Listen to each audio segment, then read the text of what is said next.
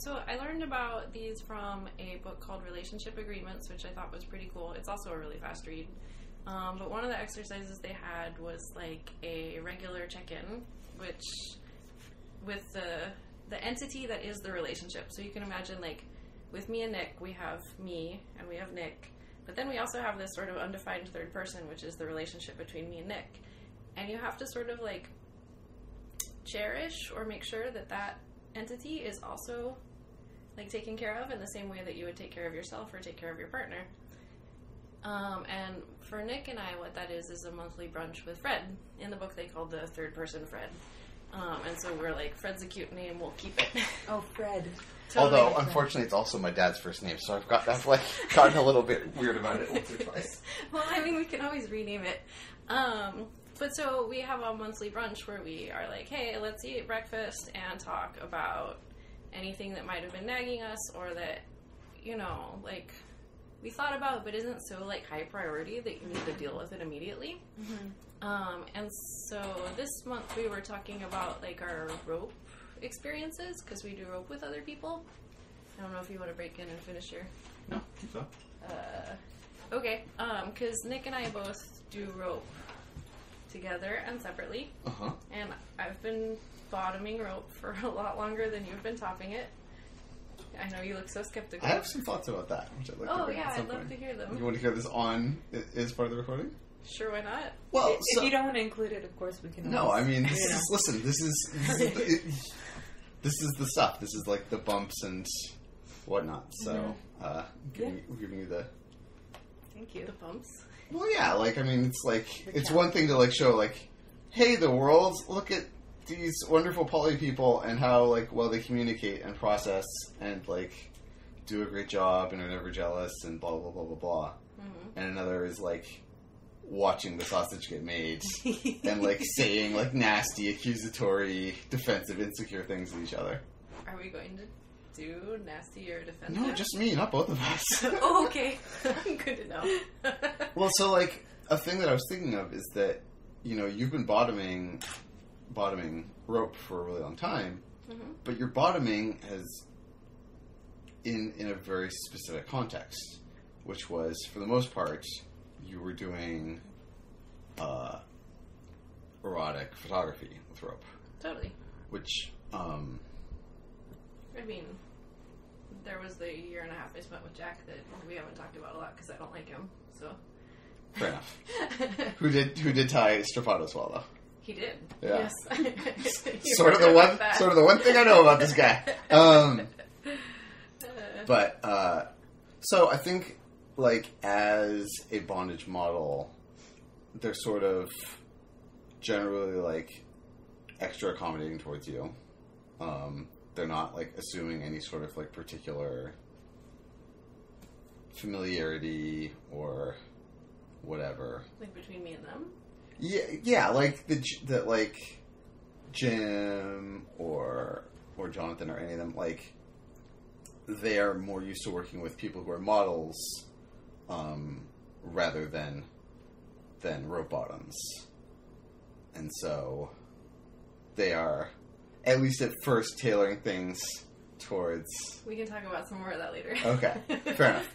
But, like, for instance, you don't have experience, like, or you don't have, like, 10 years of experience, like, bottoming in a rope class, or being a part of someone else's, like, rope education and development and journey, or being the person that somebody labs ties out on, or... Sure.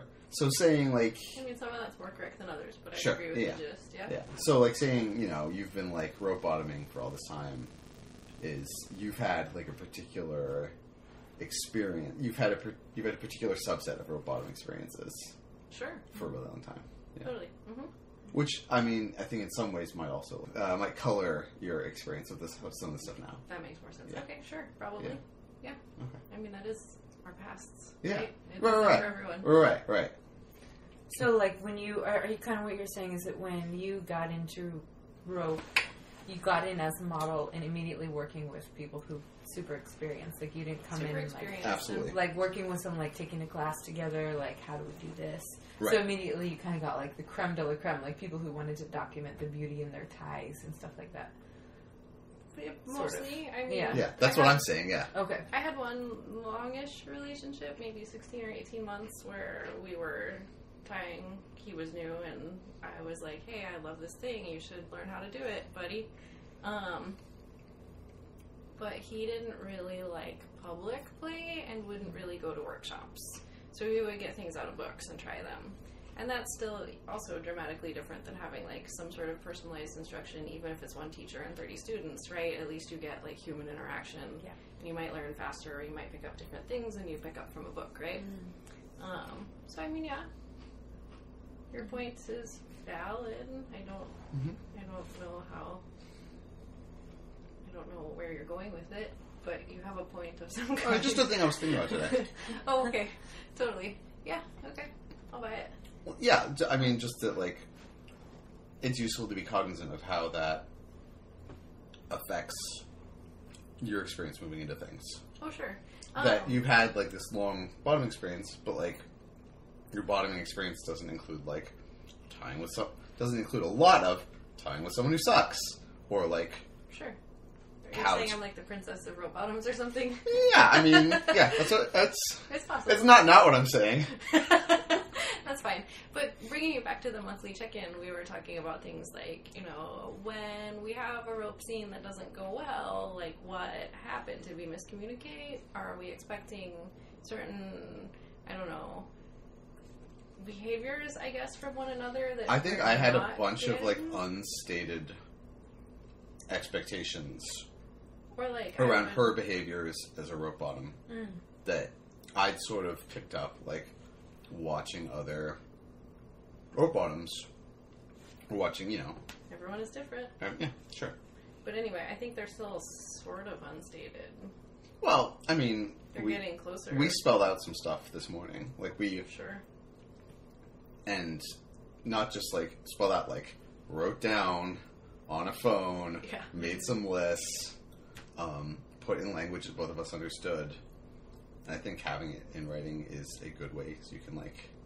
Refer back to it. You put down expectations or agreements? A little bit of both, actually. It was like, so what kind of behaviors really piss Nick off when Celeste does them?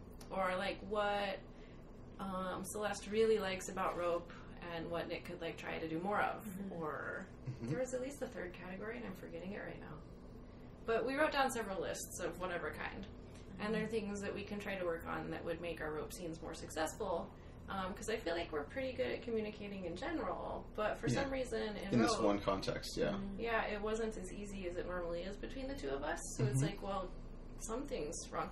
And I know that I'd asked him before things like, well, what do you like? And he'd be like, well, I like it when you're, I don't know, rope slutty. And I'm like, well, I have no idea what the fuck that means, so I'm just going to drop it. Which is not really the most effective communication in the world. Yeah. So if you don't quite know exactly what he means by a certain term, instead of like defining exactly what behaviors are rope slutty that you it's like. Not what I said, like, by the way. I don't remember. It's just an example. Not even close, but it's fine. Whatever. Yeah. Sure, whatever it was. And just dropping it instead of delving in and figuring out what that means. Sure, yeah, like maybe we were at a conference and it wasn't really the time to go really deep into, but I just also never picked it back up and was like, hey, you should really tell me more about that, when it possibly would have made things easier if I had. Sure. Or something. That makes sense. Totally. Sounds like this is a good check-in. Totally. It was good. It's, yeah. Some of them are definitely more time-intensive or involved than others, but they're good to have. I love the way you put it, like a monthly brunch. Yeah. Totally. Well, that's what it is with your relationship. Totally. Monthly brunch with Fred is what we've got repeating. And I feel like they're not always, you know, like, you're doing this, I don't like it, blah, blah, blah, here's room for improvement. Sometimes it can be just sort of like, where's your head at with this, or where's blah, blah, blah, blah. But this one, I think, is going to be really useful in that these are things, probably the things that are, like, leading to the most, like, emotions and upset in our relationship right now, and around this thing that we both really enjoy.